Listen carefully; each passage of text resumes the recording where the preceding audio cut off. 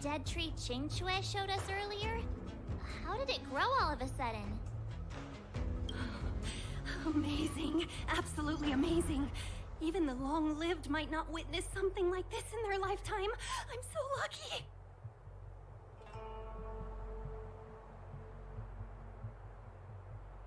Such extraordinary energy. It's the Stellaron.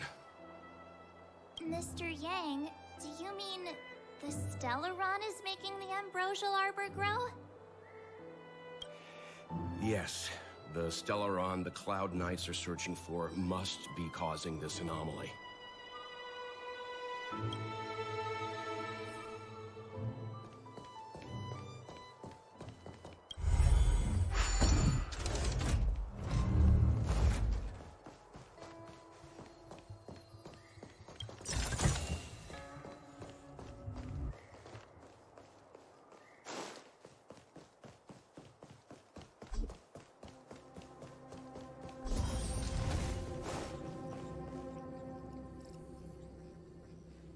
Unless Kafka deceived the Matrix of Prescience.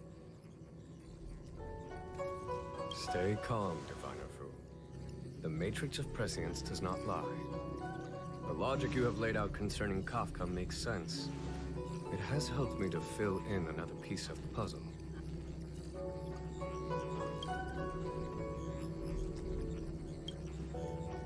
I agree there is a hostile external force at work on the Luofu. The Stellaron didn't appear out of thin air. Someone managed to sneak it onto the ship. As for the culprits behind the Luofu's internal strife, I believe we are dealing with the so-called disciples of Sanctus Medicus. That shadowy organization of the denizens of abundance. Kafka's revelations confirm my suspicions. You... General, when did you have these suspicions? The moment the planter of the Stellaron revealed themselves. The Xianzhou has the blessing of the Rainbow Arbiter, and only another Aeon Emanator would be capable of sneaking onto this ship without my knowing. We are dealing with an external threat. The Stellaron corrosion continues to flood into the ship, and yet it bypassed both the seat of divine foresight and the shackling prison. There is forethought here. Our enemy must have had access to Luofu intelligence for things to unfold in this way. It is evident now. The Stellaron hunters aren't the ones behind the curtain. No. As soon as I set eyes on Blade, it was clear to me. But why is he here? And why did he draw the Astral Express?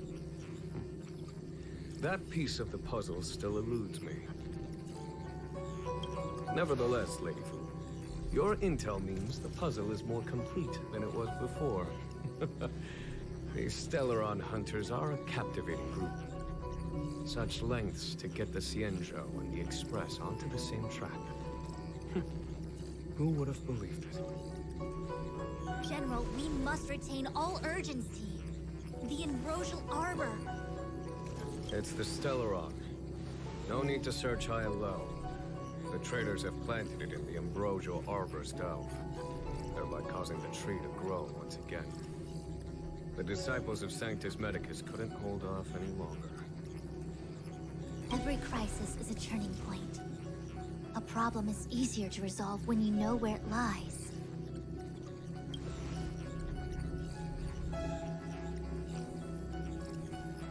Am I coming up with a plan again? Of course. I'm sure you have a countermeasure at the ready, Master Diviner. From my perspective, convening the Cloud Knights is our immediate priority. We must head into the roots of the Ambrosial Arbor, expel the Stellaron spirits, and prevent the Arbor's resurrection. As ever, the Master Diviner's omniscia provides for the fastest solution. However, sometimes speed is not everything. I have known the Stellaron's location for a while now. So why have I held back our forces? General? Well, You're a scoundrel. Pulling up the grass requires removing the roots.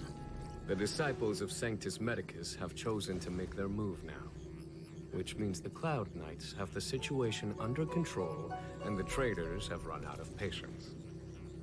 Now is the time to capture them all in one fell swoop. You've been sitting on that this whole time? How will you justify the losses if something goes wrong, General? Please, Lady Fu, I still have forces to deploy.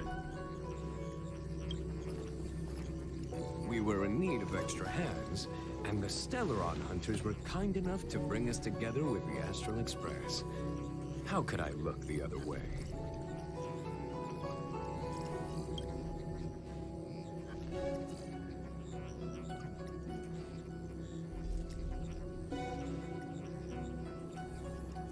The General's smiling again. Definitely Aaron's.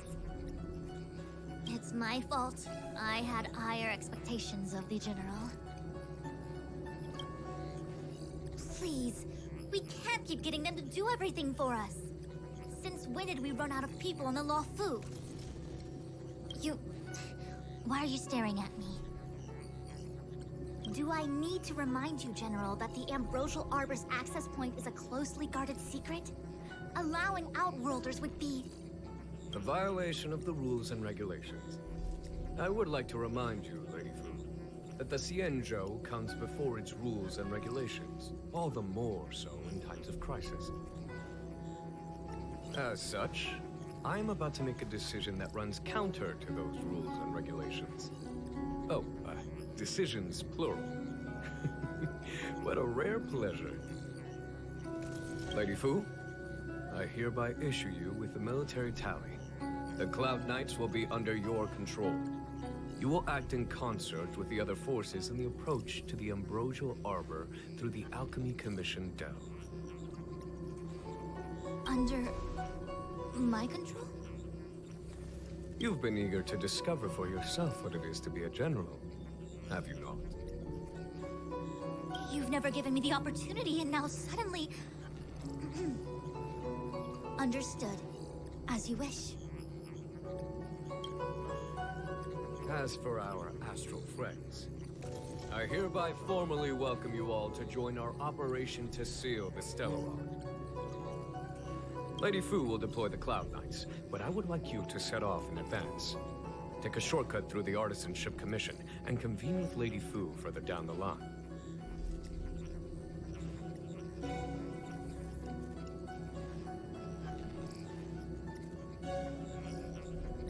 This is no errand, honored guest. I am merely stating what needs to be done should you wish to help us. You've never really seen us as outsiders, huh? Miss Tingyun, I would like you to continue to serve as a guide for our astral friends. Oh, of course, General. I am duty-bound.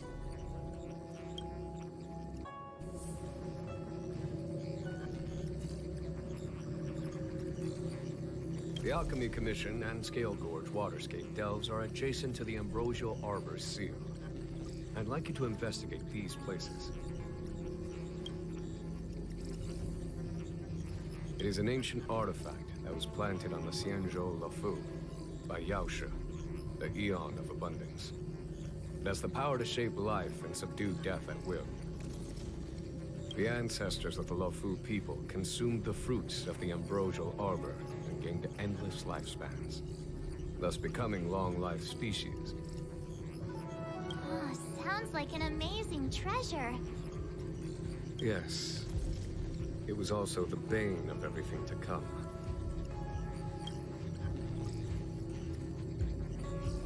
As outsiders, you are unfamiliar with the history of the Xianzhou. I cannot blame you for asking a question like this. Let me tell you a story. Long ago, before the Xianzhou took to the skies, our ancestors lived on the surface of a planet. Like all of you, the Xianzhou people at that time were a mortal species with a lifespan of fewer than 100 years. There was a time when the ruling emperor could not bear his temporary existence. or the thought of his life's achievements being lost to another after his death.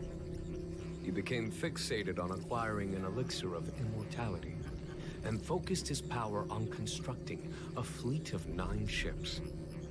These ships would voyage into deep space, where traces of gods were rumored to exist.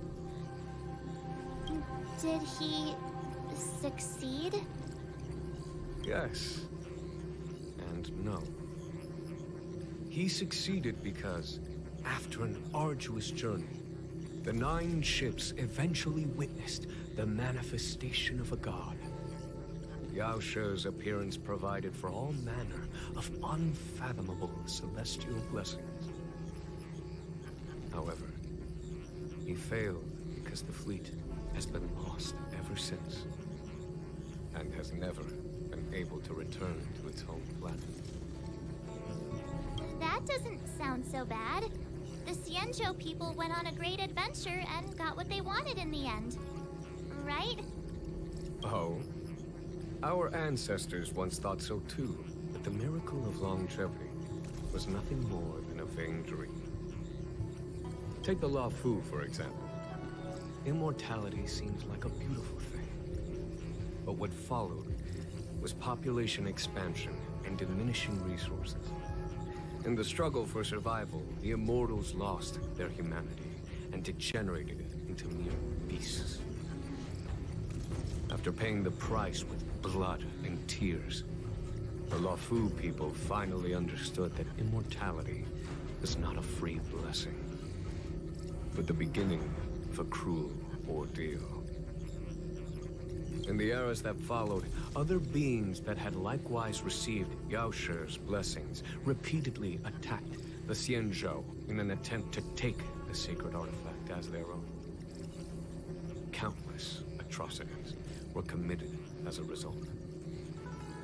Many Xianzhou comrades who were lucky enough to survive the wars became stricken with Mara, a condition that immortals are susceptible to. Had it not been for the enlightenment and protection of the Rainbow Arbiter, the Xianzhou alliance you see today would never have existed. At this point in the story, I assume you understand the disasters that the resurrection of the Ambrosial Arbor might bring about?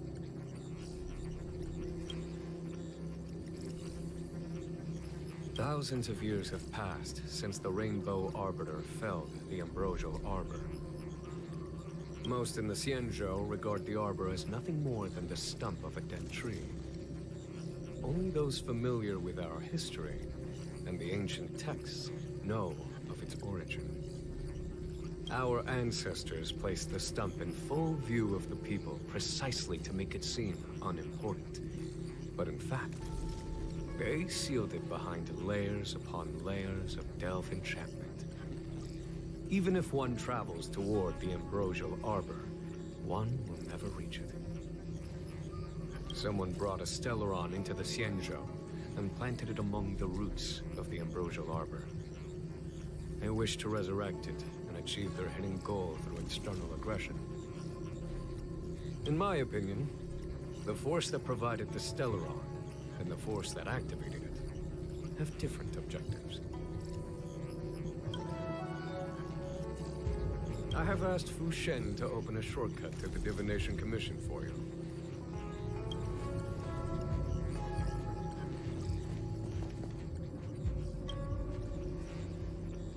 A step forward bridges no distance hence. The hexagram was right. The Ambrosial Arbor was felled thousands of years ago.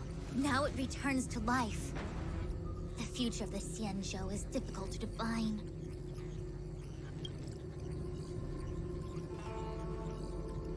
I had long anticipated it. Huh? She's not angry? Is there anyone that isn't 2 steps ahead of us around here? Pursuing Kafka is a waste of time and effort. The Matrix of Prescience informed me of her innocence. Our priority is the Ambrosial Arbor.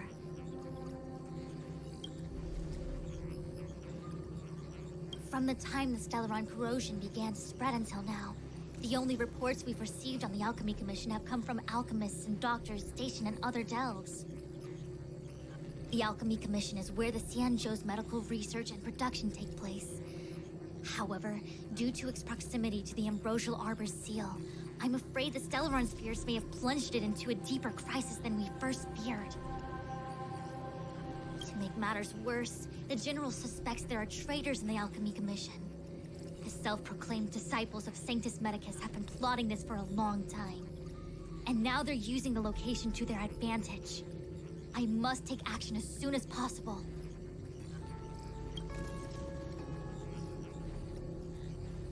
He really is a delegator at heart, isn't he? There isn't much distance between the artisanship and alchemy commissions. I'm afraid the former is likely also facing imminent catastrophe. The star skiff is ready. I will lead the way.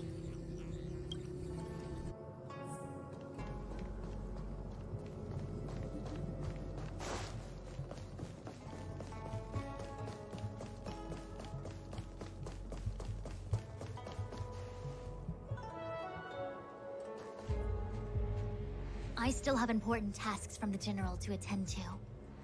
Go carefully, all of you. Wait! Master Diviner! Can you divine our fortunes for us? Is there anything we need to watch out for? No need. My Omniscia has seen that your journey will be auspicious. Everything will proceed smoothly. Are you sure? You don't need to use a crazy device or do more finger counting? Well said. Thank you for your assurance, Master Diviner. Onward.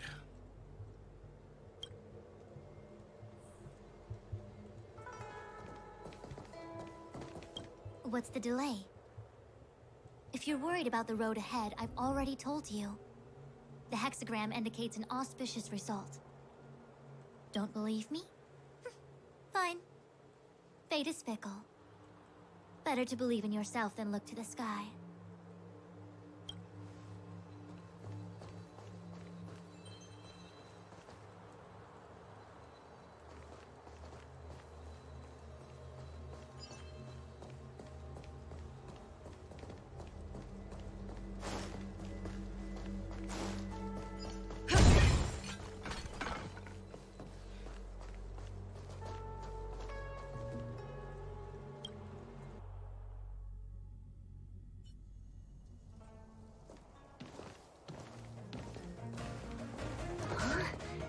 Look at all the people gathered here.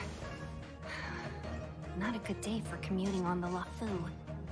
The Artisanship Commission Delve should have suspended operations after the Stellaron corrosion began. Why haven't these people taken star skiffs to safety? Maybe the Artisanship Commission are just more dedicated to their work? The Divination Commission's diviners aren't exactly a hard act to follow. At the end of the day, work is work. You need it to live. You know, March, adults forget what relaxation means after a certain age. Sounds like you're speaking from experience. Just speaking from the heart, that's all.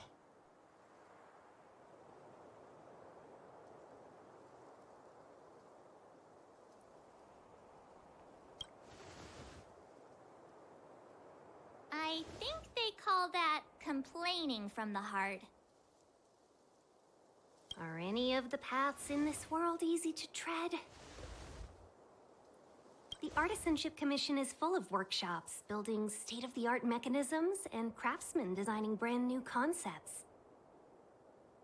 Periodically stirring up trouble is part of their tradition.